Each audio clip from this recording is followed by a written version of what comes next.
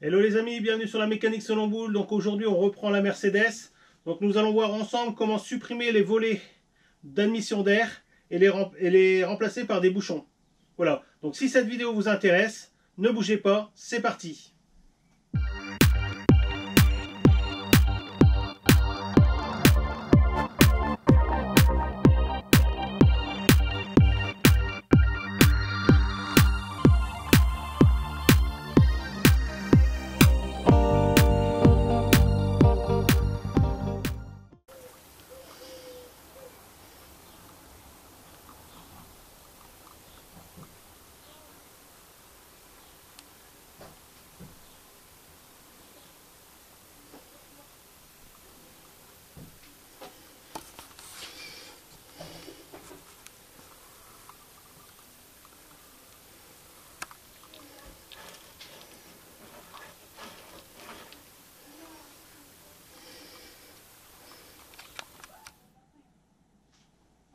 Donc voilà, c'est parti. Donc on va commencer par enlever notre tringlerie. Alors j'ai fixé un morceau de bois pour moi faciliter la chose. Donc ici après, c'est pas pour faire de la récup, donc on s'en fout un petit peu.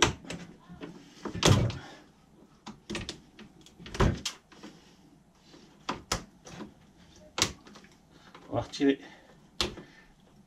le petit cache supérieur.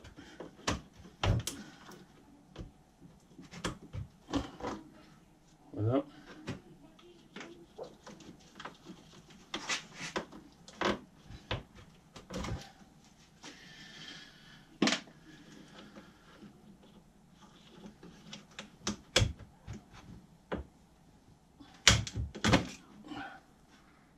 Je vais mettre tout dans le bac.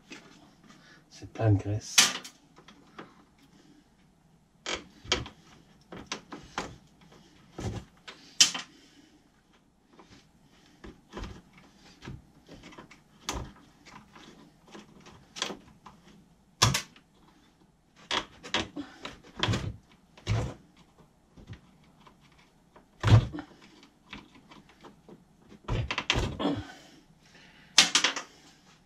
Donc à partir de là, on va utiliser un petit torx à l'intérieur. On peut obligé de surlever.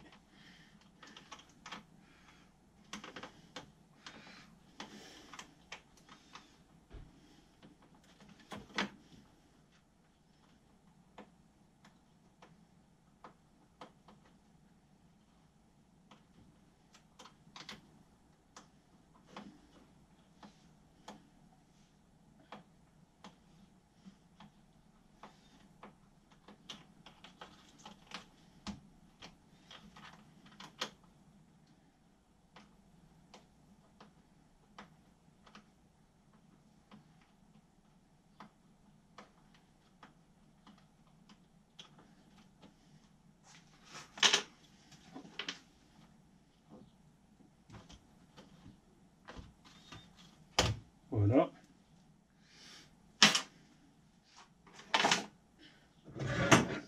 Ensuite, avec une pince, on va aller rechercher notre volet à l'intérieur. Voilà.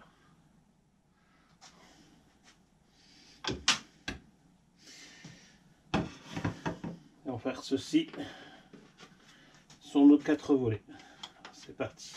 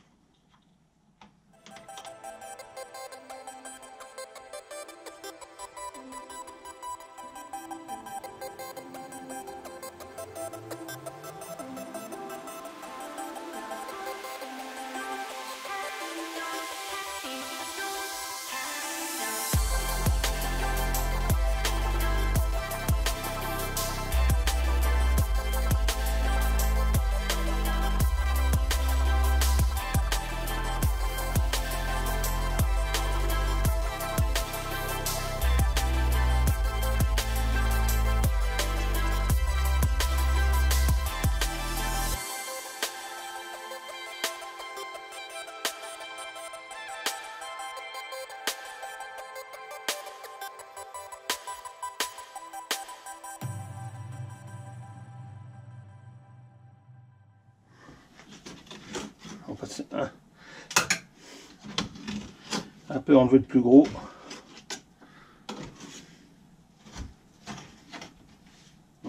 Vous voir 220 000 hein, quand même. Vraiment bien gros.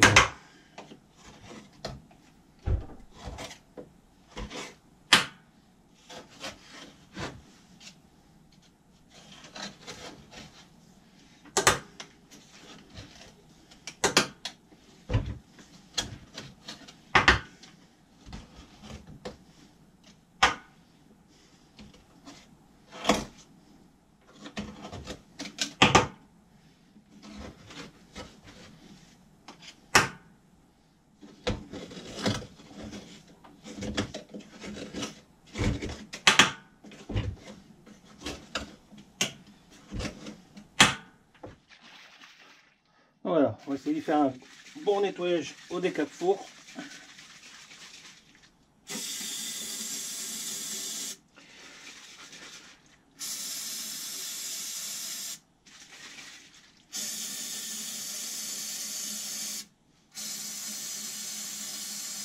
On va déjà voir si ça fonctionne.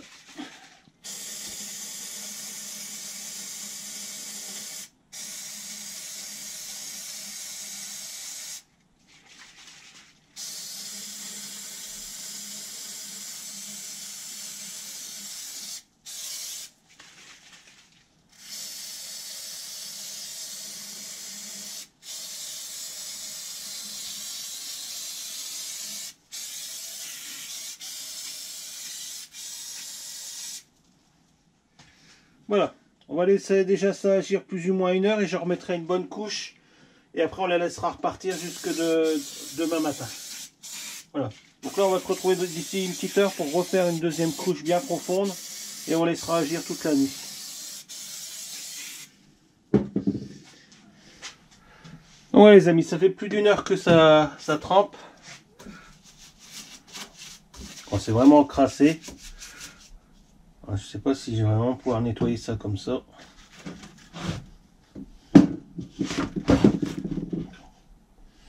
Voilà. Alors c'est une mauvaise idée. Il y en a encore plein dedans. C'est un truc de fou.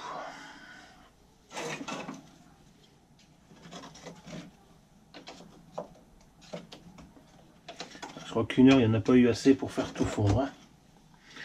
Donc ce que je vais faire, c'est que je vais en rajouter.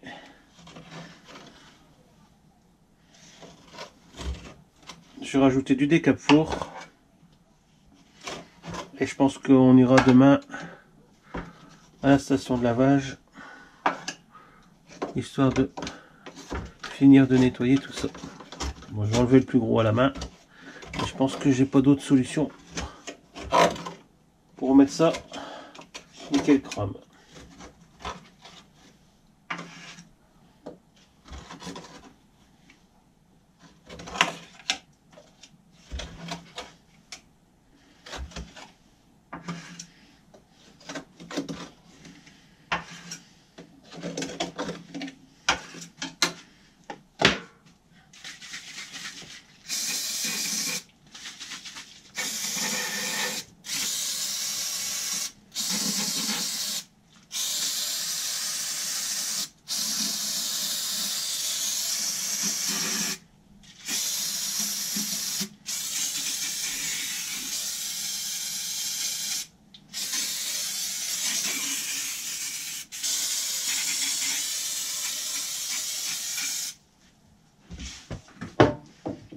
Voilà, bon, on va laisser tremper ça toute la nuit, puis on se retrouve demain pour voir ce que ça donne.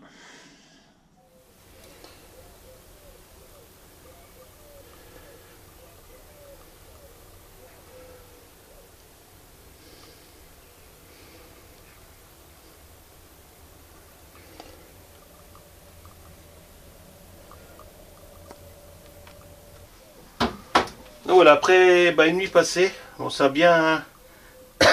bien décrassé.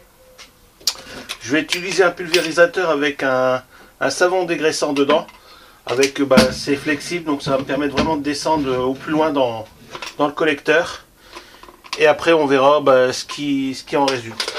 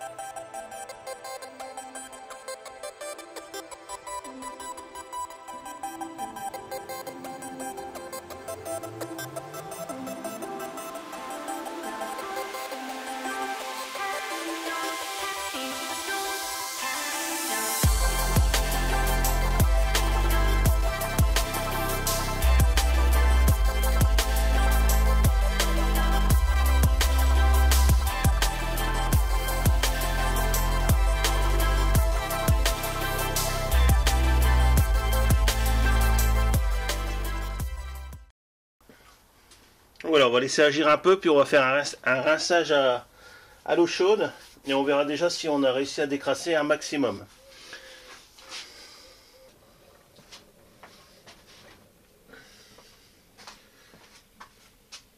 Donc voilà, pour faire le rinçage, je vais utiliser de l'eau bouillante, donc que j'ai fait chauffer sur ma cafetière électrique, enfin ma bouilloire électrique. Comme ça, on a de l'eau vraiment bouillante pour faire le rinçage.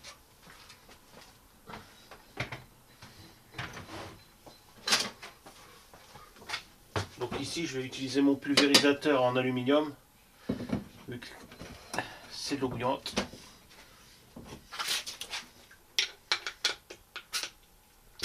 Donc voilà. Donc c'est parti. Donc lunettes de protection et puis masque.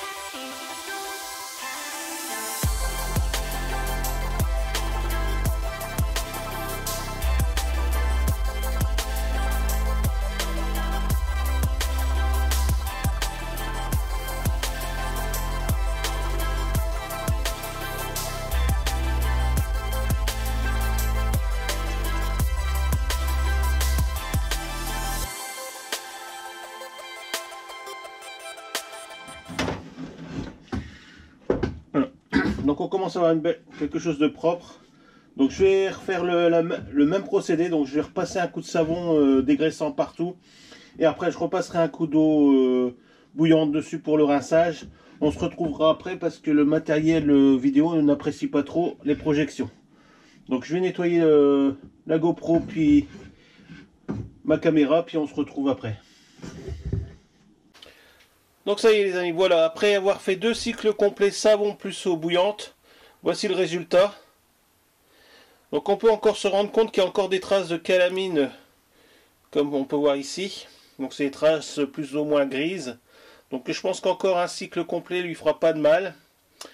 Mais sinon dans l'ensemble, bon, on a quelque chose qui n'est plus gras du tout et on va pouvoir travailler sur le bouchonnage des trous. Et après je reviendrai sur encore un nettoyage complet pour enlever vraiment le restant de la calamine. Voilà. Donc en même temps, je vais faire un gros nettoyage de l'établi parce qu'il n'a pas apprécié du tout le nettoyage. Donc il va falloir que je trouve une solution la prochaine fois. Voilà, parce qu'il y a des projections partout. Donc voilà aussi tout ce qu'on a récupéré de l'intérieur. Avec un mélange huile, savon et eau. Vous pouvez vous rendre compte dans le bac. Voilà. Donc je nettoie le plan de travail et on se retrouve pour le taraudage. Donc voilà les amis, le dégraissage et le nettoyage du collecteur est terminé. On va pouvoir passer à la pose des bouchons. Donc à savoir que sur Mercedes, ils ne font pas le kit bouchon comme sur BM. Donc sur BM, vous avez l'occasion de pouvoir avoir un kit complet qui va servir à enlever vos volets et poser des bouchons à la place. Donc dans ce kit, il y a tout ce qu'il faut. Donc je vous mettrai la photo vite fait au-dessus là-haut. Mais là, chez Mercedes, ils ne le font pas. Donc ça va être à nous de nous débrouiller. Donc pour ce faire, moi je suis parti sur du bouchon de vidange. Donc ici du M14 PAT 150 qui vient de chez de chez Ford Mondeo. Donc j'ai pris celui-là parce que la section d'appui pour la rondelle est assez importante. Donc ça va couvrir vraiment un maximum de surface quand on aura percé. Et on a juste un petit écrou pour une clé de 13 pour pouvoir faire le serrage. Sinon après on a des autres modèles où c'est carrément un écrou de 19, donc j'ai trouvé que ça faisait trop gros. Ou alors j'ai vu qu'il y en a qui mettaient aussi des BTR. Donc après chacun est libre de son choix. À savoir qu'ici on part sur un filetage de... comme ça plutôt. De 16. Mais je pense qu'on peut descendre, j'avais relevé 18 mm. Donc vous pouvez aller jusqu'à 18 mm. Donc ici c'est un filetage de 16. Donc ça devrait déjà aller assez profond. Donc vous allez me dire pourquoi utiliser du M14 alors qu'on aurait pu mettre des bouchons M12. Il s'avère qu'après avoir relevé le diamètre du trou de volet, on s'aperçoit que c'est du diamètre 11 déjà. Donc pour pouvoir poser un bouchon de 12, il aurait fallu tarauder à 12 et dans un trou de 10 ou 10,2. Mais bon, comme on est déjà à un trou supérieur à 10, on va avoir vraiment une prise minime sur le bouchon. Donc du coup, j'ai monté d'un diamètre. Donc on part sur du M14, on va percer diamètre 12 et tarauder M14 450. Voilà. Et comme ça, on va pouvoir voir quelque chose d'une bonne prise. Rajouter à la colle époxy bicomposant qui va nous faire un joint d'étanchéité au niveau du filetage et venir fixer notre bouchon dans le plastique. Je rajoute un joint de cuivre qui va aller avec et qui va nous rajouter une étanchéité. Voilà. Mais là, il n'y aura pas besoin de serrer ça fort. Une fois que c'est contre, on n'y touchera plus. Voilà. Donc, que dire d'autre? Ben, rien. On va percer à notre diamètre de 12 et puis on va pouvoir commencer notre taraudage. Allez, c'est parti. Donc voilà, c'est parti pour le perçage diamètre 12. Donc j'ai fait des cales pour être le plus droit possible, donc le plus à l'équerre possible par rapport à notre collecteur. Donc à vous de voir suivant le mode de perçage que vous allez utiliser. Donc voilà, c'est parti.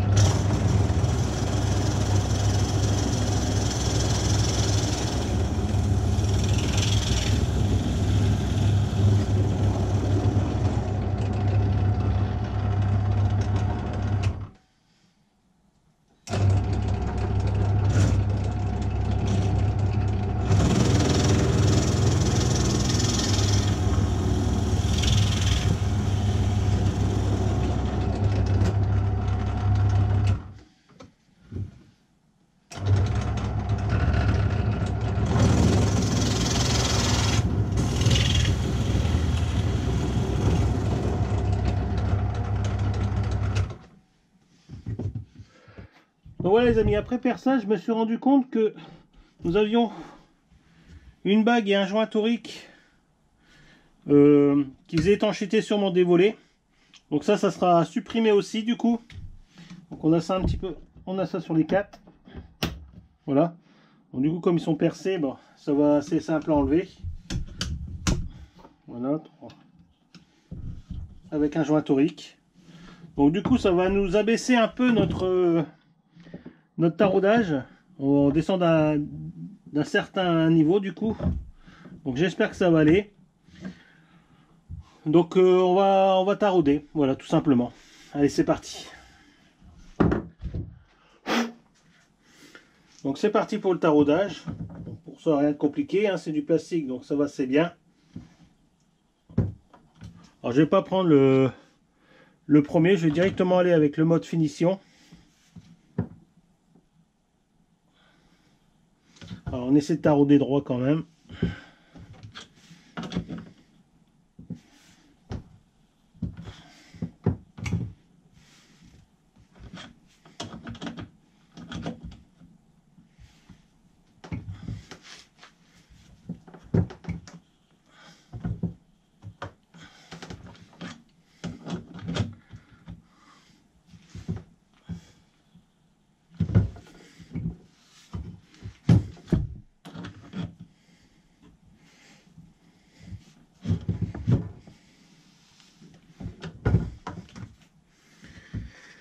Elle commence à traverser, donc on va continuer.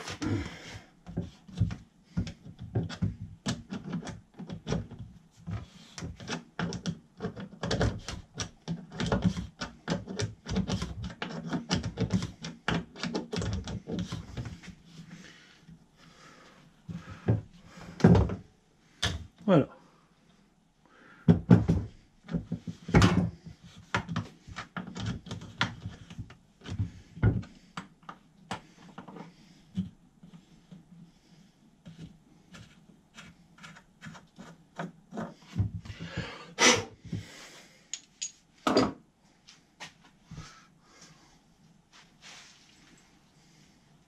Donc à partir de là, il ne nous reste plus qu'à mettre notre colle bicomposant sur le filetage qui va assurer l'étanchéité et le collage. Donc, on n'a pas peur d'en mettre.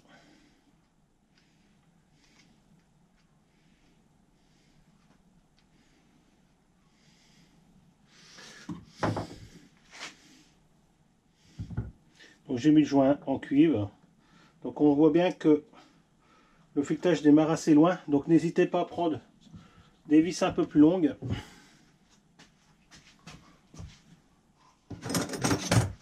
Ensuite, un petit coup de serrage.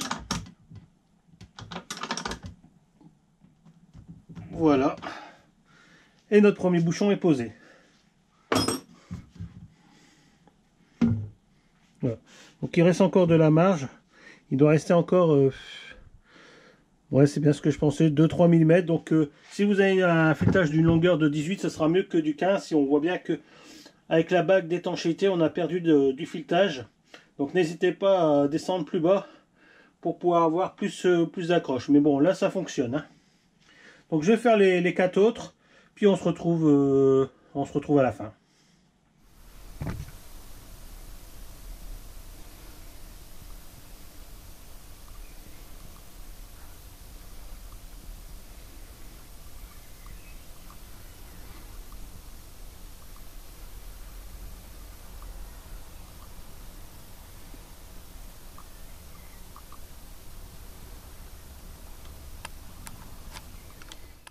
Donc voilà les amis, cette vidéo est bientôt terminée.